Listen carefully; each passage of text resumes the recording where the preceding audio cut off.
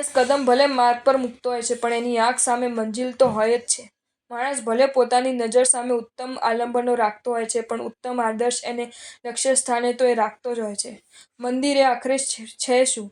માણસ શું ગંતવ્ય સ્થાન? એને બરાબર ખ્યાલ હોય છે કે જીવનભર ભલે હું દોડતો રહું છું પદાર્થો પાછળ, પણ મારે બનવાનું છે તો પરમાત્મા જ. દરેક ભવમાં જન્મ પછી મારે લેમડે મોત ભલે ઝીંકાયું છે, પણ મારે પામવાની છે તો મુક્તિ જ.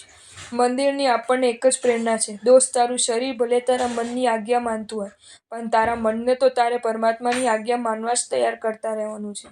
મારા ગર્ભગૃહમાં મેં જે પરમાત્માને બિરાજમાન કર્યા છે, એ પરમાત્માનો આત્મા પણ એક સમય તો તારા જેવો જ હતો, પણ એને સત્વ ફોરવ્યું, સાધના કરી, સમાધિ રાખી અને એ આજે મારા ગર્ભગૃહમાં સ્થાન પામી ગયો.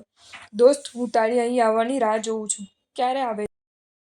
જો તમને આ વિડીયો ગમ્યો હોય તો આ વિડીયોને લાઈક કરો અને મારી ચેનલ જૈન ફેક્ટ્સ એન્ડ સ્ટોરીઝને સબસ્ક્રાઈબ કરો. ધન્યવાદ.